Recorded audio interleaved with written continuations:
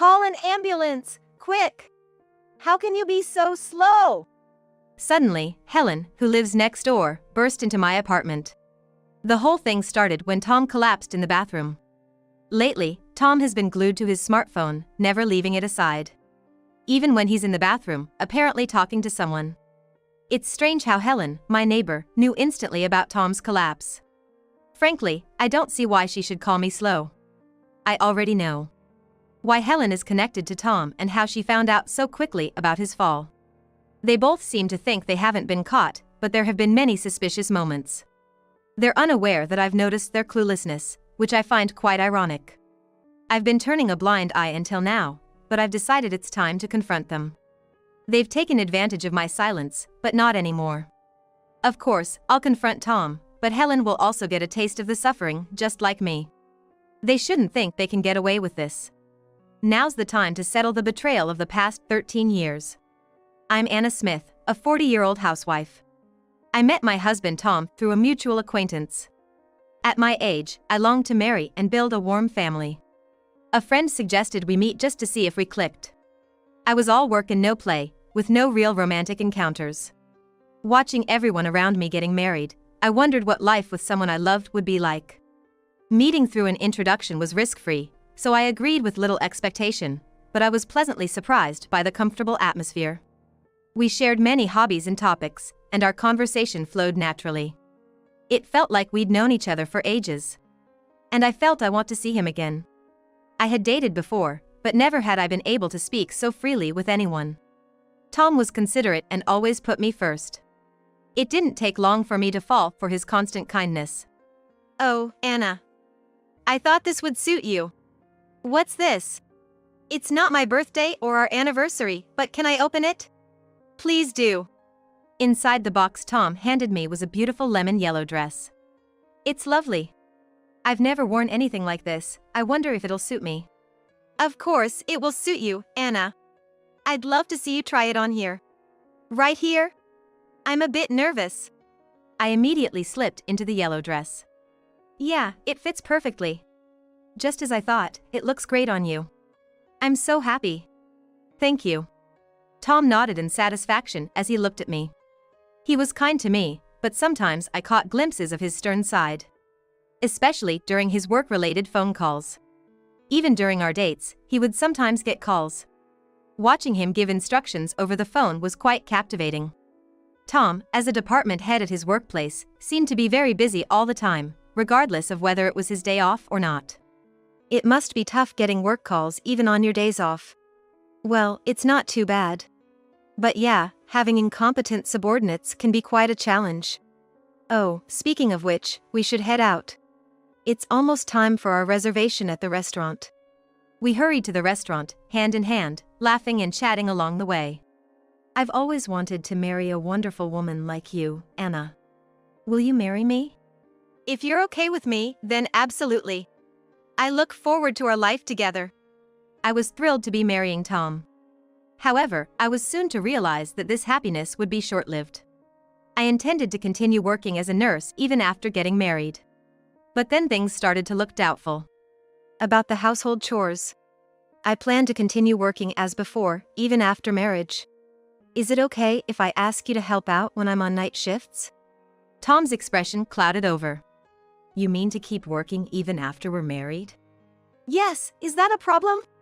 Well, it's not exactly a problem, but the idea of a married woman continuing to work, it's a bit unusual, isn't it? Nowadays, it's not uncommon for both spouses to work. In fact, among my friends, dual-income households are more common than ones with a stay-at-home spouse. Despite my explanation, Tom still wanted me to quit working after marriage, so I asked him why. I thought there must be a reason behind his thinking. It's important for a married couple to compromise, so I wanted to understand his perspective. I used to come back to a dark, empty apartment and turn on the lights by myself. It was a stark reminder that I was all alone. Tom, you've been living alone since college, haven't you? Exactly.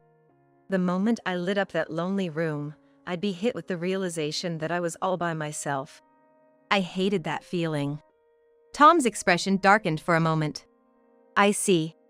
I've lived with my family for a long time, but I can imagine how living alone might make you feel that way. That's why, Anna, I want you to quit your full-time job. Don't worry, I'll make enough for both of us. I might even be promoted to manager soon. Really? A promotion at this time? That's amazing. He responded with a shy smile, scratching the tip of his nose. He had a habit. When he felt embarrassed, he scratched the tip of his nose and his breathing quickened. He kept glancing at me, as if asking for more praise. It must have been a happy moment for him.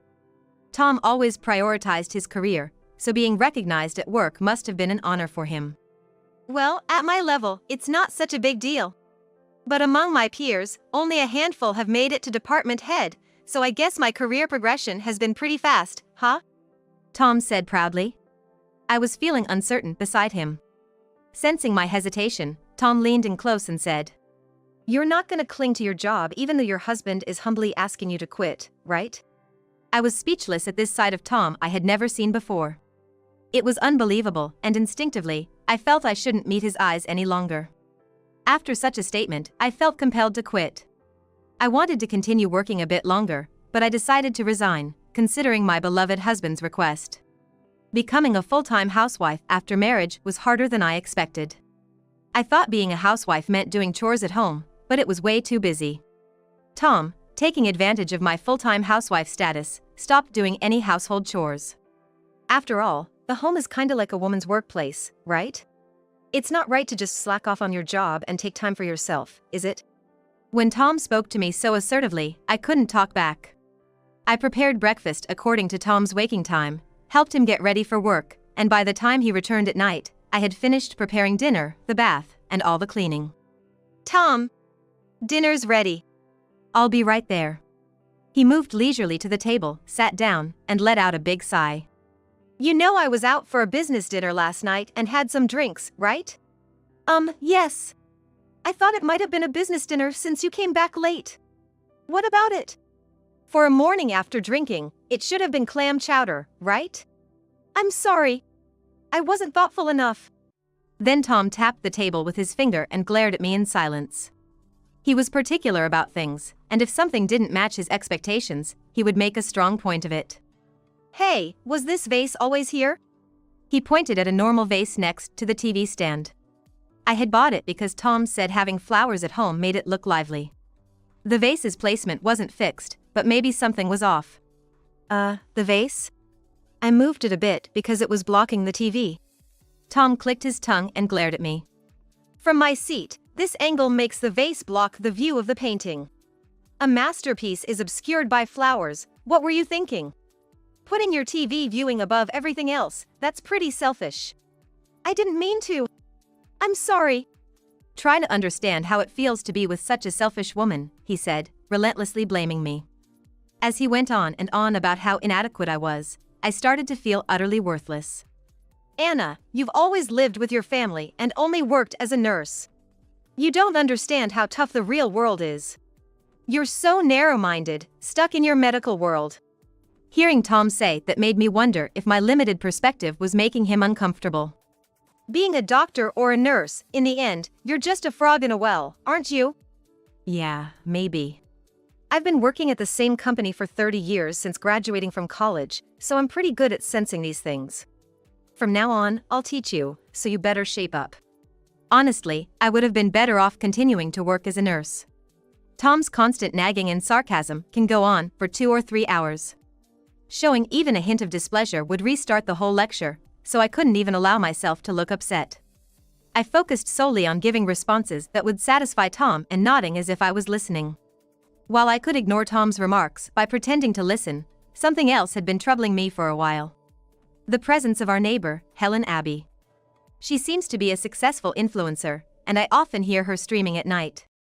Despite living in a well-insulated apartment, the sound leaks through, suggesting she must be quite loud.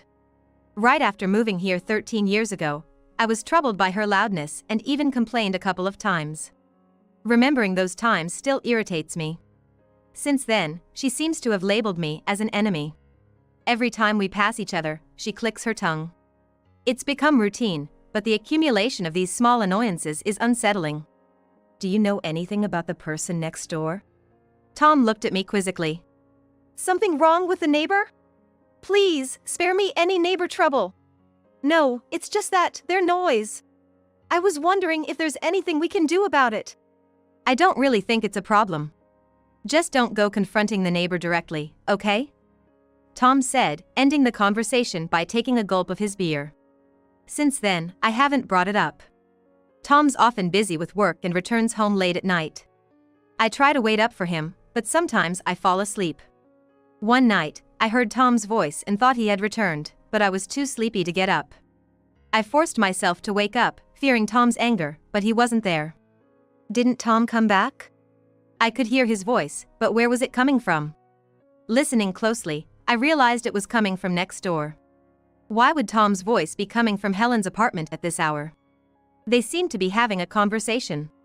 Checking the time, it was past 1 a.m. A bad feeling crept over me, so I decided to use some savings from my working days to hire a detective. I never imagined I'd need to hire a detective. The investigation revealed something unexpected. But it wasn't yet time to confront Tom about it. I had a bad feeling as the year drew to a close. With the long holiday coming up after finishing work for the year, I had no idea what to expect. The start of each day, different from my usual routine, was weighing on me. That particular year-end, Tom came home a bit early, seeming in a good mood from the year-end wrap-up at work. He appeared to have had some drinks, with a relaxed expression on his face. Recently, he had been irritable and harsh towards me, so seeing him like this was a bit of a relief. Welcome home. You're back early today, Tom. Yeah, just had some drinks with colleagues after wrapping up work for the year. Oh, I see. You must be tired. Then, looking at the fridge, Tom asked for more drinks. Hey, I'm not done drinking. Get me something, will you? It was good that he was in a good mood, but his face was already flushed, clearly showing he had drunk quite a bit. Your face is all red. Don't you think you've had enough? Enough? Are you saying I can't handle my liquor? Drinking is part of a salaryman's life, I can't be weak. He said, downing the beer he was holding in one gulp. Tom is not particularly fond of beer. He used to brag about how well he could handle his alcohol, but I've had to pick him up from bars more times than I can count. A real salaryman drinks his fill, he would boast, but he always ended up getting carried away, leaving me to deal with the aftermath. I sweated quite a bit drinking tonight.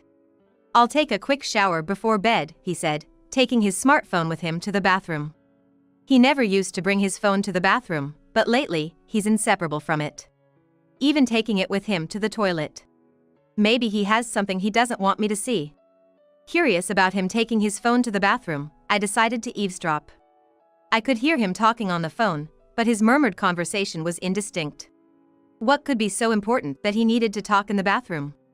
Suddenly, a loud noise came from the bathroom. I rushed in, startled, and found Tom curled up in the bathtub, looking pained. Just as he regained consciousness and tried to get out of the tub, he collapsed, unconscious. I quickly checked him over. And then there was a loud banging on the door. Someone was hitting it so hard I thought it might break. I'm living in a rental, and the last thing I need is for someone to break my door. Especially at a time like this, who could it be? Yes, I'm a bit busy right now. I opened the door to find Helen standing there. Move. You're in the way. I was baffled by her sudden appearance. She pushed past me and stomped into the bathroom, shoes and all. Wait, with your shoes on? Tom! What happened? Tom! I was amazed, in a different sense, that Helen could just barge into someone's house with her shoes on at a time like this. I could never do that, storm into my lover's house with my shoes on. Ignoring my stunned reaction, Helen took charge of the situation. She acted as if she was the wife, which was bizarre.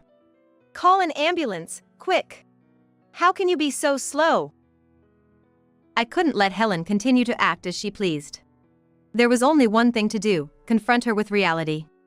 I just stood there, looking down at the two of them. Call an ambulance? And who do you think you are to order me around? What do you mean? I mean exactly what I said. Do you think you have the right to give orders to me, his wife? Helen looked as if she'd been hit by a ton of bricks. Was it so surprising that I would talk back? If you're so worried, why don't you call the ambulance yourself? No. I mean, I can't, that's why I'm asking you. Use your brain a bit. She snapped back, clearly agitated. It made sense, she was the mistress and wouldn't want to be exposed in such an embarrassing situation. And she was fearing the call might reveal her affair. As I watched Tom lying there, Helen was too flustered to make the call herself. I couldn't help but laugh at the absurdity. Can't even make a phone call? That says a lot about you. My comment triggered Helen, and she yelled back. What do you mean that says a lot? Are you mocking our pure love? The fact that she, merely a mistress, believed their affair was pure love was terrifying in itself. I was almost envious of their obliviousness, but this was no time for such thoughts. Calling someone else's husband your lover and talking about pure love? That's laughable. If you really care about Tom, making a phone call should be no big deal. You should be able to do it, right? I taunted her, waving my smartphone in front of her. If she was really in a position to contact him without any issue, she should be able to do it. Helen, clearly not amused by being challenged, glared at me furiously.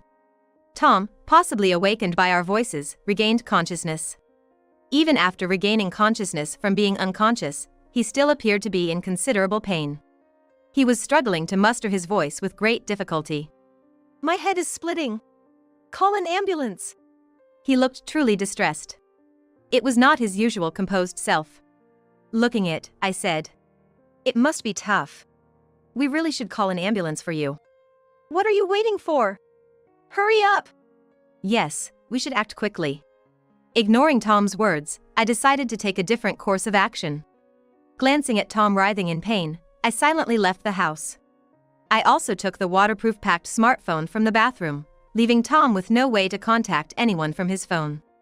Relieved that both Tom and Helen were awake, they seemed lost in their own world, confirming their love for each other. They were so engrossed that they didn't even notice I had taken the smartphone. I couldn't deal with this adulterous couple any longer. I quickly decided to leave the house. I immediately contacted John, Helen's boyfriend, as soon as I left the house. John was in a serious relationship with Helen, presumably leading to marriage, and he spent about half the week staying over at her place. It was almost like they were living together, so I had seen him a few times in the hallway and at the trash disposal area. He's a doctor at a nearby hospital, and I remembered he had given me his business card before. Good evening. I'm sorry to call you so late. It seems Helen is at my place for some reason. Could you come and pick her up? Anna? Long time no see. Helen is at your place? What do you mean by that? John's voice sounded confused over the phone.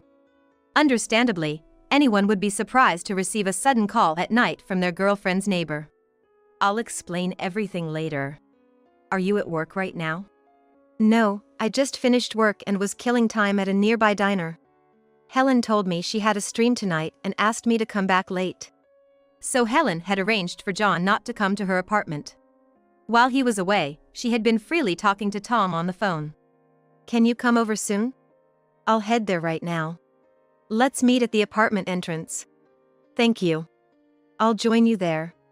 3 minutes after the call, John arrived at the apartment's entrance, and we headed to my place together. On the way, I briefly explained the situation. To put it bluntly, it seems my husband, Tom, and Helen have been having an affair for many years. What do you mean? I only found out after having an investigation done, but they've been involved since they met at a service industry place 13 years ago. John held his head in disbelief. 13 years? Since that long ago? Yes. Helen moved into the apartment next to ours by chance 2 years ago. No way. So what am I to her? I thought we were going to get married. Understandably, John was struggling to accept that his committed partner was cheating on him. Of course, it's shocking to find out that the person you were considering marrying was actually having an affair with a married neighbor. It's about money, it seems. That's what the investigation report stated. I can't believe this! Helen burst into our apartment when Tom collapsed in the bath. It seems they were talking on the phone even in the bathroom. John appeared deep in thought, then turned to me. That explains why she never lets go of her phone. But you said Tom collapsed? Is he okay? He's fine, more or less. It's just a case of drinking too much. After explaining briefly, I took John to my apartment. As we entered quietly, Tom and Helen were still caught up in their charade. I'll protect Tom against the whole world. I'm so lucky to have someone as beautiful as you who loves me so much. This must be a trial given by God to reach true love. It only took about 10 minutes for me to leave the room, contact John, and return. Yet, in that brief time, it seemed a grand drama had unfolded. They were spouting such cheesy lines that I was amazed at how they could say such things with a straight face. Glancing at John beside me, I could see his expression was indescribable. Seemingly shaking with disbelief at the absurdity. It wasn't until John accidentally dropped his bag that the two of them finally noticed our presence. What the heck is this? John? Why are you here? Both of them were inexplicably naked, which was comical in itself. Why am I here? That's my line. You said there was a stream tonight and asked me to come back later. Was it for this? John, usually mild-mannered, raised his voice, which seemed to surprise Helen. Well, that's because, fans can be troublesome. If they found out I had a boyfriend. Helen's gaze was darting around, clearly evasive. I knew John as a calm person from the brief chats we had in the apartment building. He's the type who can control his emotions, as evidenced by his composed listening when I explained everything earlier. His anger now indicated the gravity of what Helen had done. Stop playing games. Sneaking around with the guy next door for 13 years? Helen, suddenly cornered, was at a loss for words. Well, I thought maybe John for marriage, is that not okay? Her attempt at a coy look seemed to backfire with John. I thought we were heading towards marriage, living together and all, but now I can't trust you. Then, seeing John's angry face, Helen seemed to snap back to reality and shifted gears impressively. No, it's not like that. I was teaching him about streaming, like personal training for influencers in this era. It was obvious she thought we knew nothing about influencers or video streaming. It was blatantly obvious that she was just saying anything to throw us off track. Despite her last-ditch efforts and shallow attempts to wriggle out of the situation, John did not forgive her. Personal training, you say? Did you already forget what you just said? I discreetly played the recording of their cheesy lines at full volume. Hey! You recorded us without knowing? That's an invasion of privacy. Delete it now. Privacy? You have no right to talk about privacy. I'm filing for divorce. Tom, apparently not expecting me to initiate a divorce, was flustered. Divorce? How are you gonna live without me? You've been living off me, and now you're talking about divorce? Have you lost your mind? He seemed to think I would cry and cling to him. Assuming he was in a superior position and unable to believe the current situation. His overconfidence was puzzling, but it didn't matter to me anymore. Say whatever you like. You can only act tough for so long. Eventually, Tom and I got divorced. After the incident, I immediately consulted a lawyer specialized in divorce and infidelity issues. The evidence video I provided helped me claim a higher than average alimony. Meanwhile, Helen, who lived next door, also ended her engagement with John and now seems to be living a reclusive life. This was also related to Helen's streaming content going viral, apparently. It seems that right after the affair scandal with Tom, Helen's suggestive posts were analyzed by her fans. Their sharp eyes caught the subtle details in the background of her posts, like a poll or a reflection of someone in a pin badge. These hints led to the revelation of her affair with Tom. The scandal also impacted Tom's career. The uproar reached his company with numerous calls. Tom's company took the situation seriously, and as a result, Tom was fired. The company probably wanted to rid themselves of the trouble. It's no surprise, considering the backlash against an employee of a major corporation having an affair with a famous influencer, despite being married. The company's stocks even dropped after the affair became public, forcing them to take action. I heard that Tom is now struggling to step outside due to the shame and backlash. Helen, often referred to as the has-been influencer, can't carelessly go outside without being pointed at or ending up on discussion boards. I've encountered Helen once since the scandal. She confronted me near my workplace's convenience store as if she had been lying in wait. How can you live comfortably with a big payout while I'm suffering? Isn't that unfair? It was typical of her to make such baseless accusations. It's not unfair at all. Everything is the result of your own actions. I have nothing to say to you. Acting all high and mighty, what do you think you are? Because of you, my engagement is ruined, she said, approaching me. I was about to marry a doctor, and you ruined it. Stop it already. I can't understand the nerve of someone who continues an affair just because they haven't been caught yet, especially while being engaged to someone else. And you might want to be a bit more careful about how you conduct yourself. What do you know about me? You're quite the talk of the town on the internet now. If someone saw this, you might end up on the net again. She quickly covered her face with her hood and left in a hurry. Since the divorce, I've been enjoying my single life. Living at my own pace, which feels great. I've returned to my nursing job, busy and fulfilling. It's surprising how the body remembers, and I manage quite well. There were moments of doubt, but now, living a fulfilling life without thinking of Tom or Helen feels like the best revenge.